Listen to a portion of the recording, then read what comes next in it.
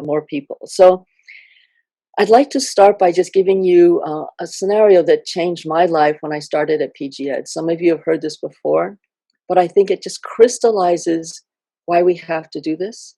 And I can tell you this particular experience I'm going to relate to you has been reiterated in many ways over and over again. It is not a unique experience, and the sentiments that the people I met had for me when I met them are, they're not unique.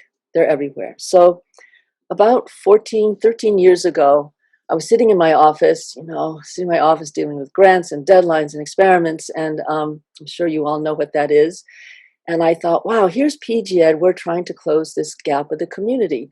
And there are all these high school students in my community, literally within a 10-minute walk, and I'm not talking to them. So I just picked up the phone. Actually, first I Googled nearest high school near me.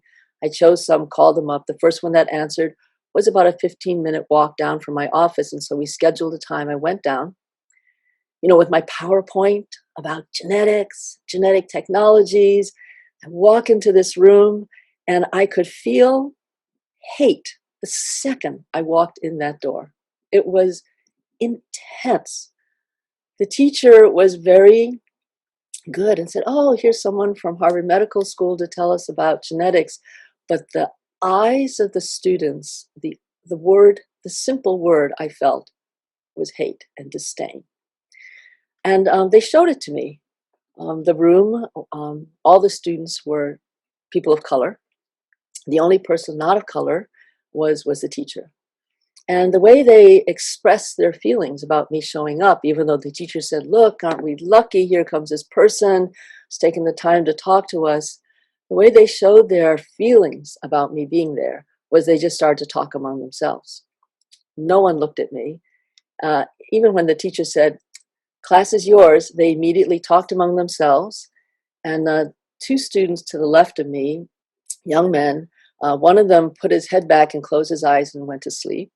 And the other one pulled a baseball cap over his head and put his head on the table. And I thought, wow, this PowerPoint is not going to do much for this class.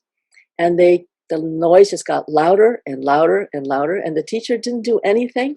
So I started yelling, I'm not here on outreach. I'm not here to tell you to stay in school. I'm not here to say stay off of drugs. I'm not here to tell you that science is a great profession. And finally, the young man to my left lifted his head off the table and said, lady, why are you here? And I knew he was the leader of the class because the second he spoke, silence. Everybody was silent. I thought, wow. So I said, I'm here because I have 5 $1,000 tickets that a conference gave to me to give to you to attend a conference on genetics. And I thought naively, oh, they're going to say this is a great opportunity. No. One of the young ladies in the front got up and said to me, and I'm going to say it the way she said it because I think it's the most powerful way to let you know how she felt. And I mean this in the best way. She got up and she said, lady, there ain't nothing wrong with my genes.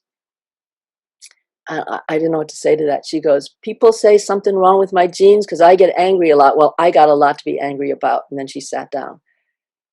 And then another young lady got up and said, who pays for all this research you do? Who pays for it?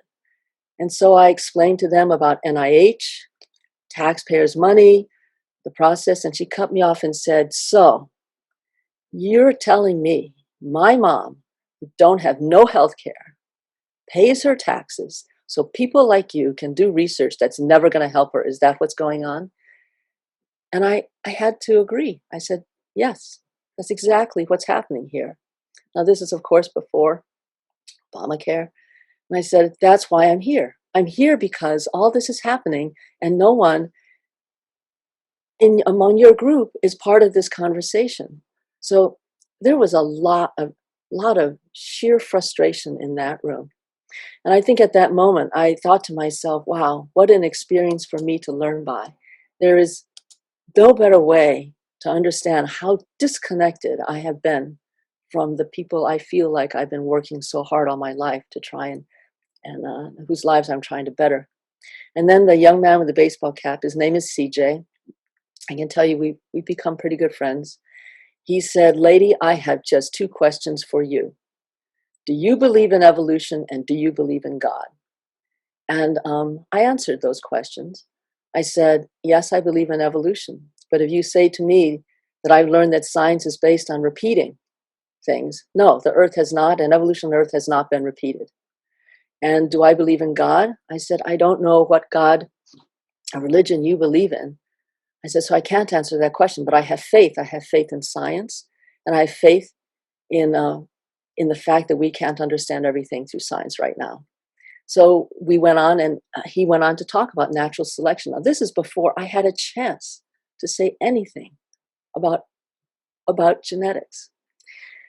The arguments went on, but they turned more into discussion. And interestingly, about 20 minutes into this, the classroom's door opened and another class just filed in. And then some administrators filed in, and then another class filed in. This is a tiny classroom. So what happened is that I think people really wanted to learn what was going on. All right, so we had this discussion. At the end of this, I I I asked them to let me know who would like to go to this conference, and I said naively, foolishly, I said, "Why don't you send me just one paragraph of why you want to come?" I was immediately pointed out they don't have computers. So I said, "Okay, well, you can turn this to your teacher." The teacher sent it to me. Every paragraph came in, beautiful discussions about why they needed to know about genetics for their community.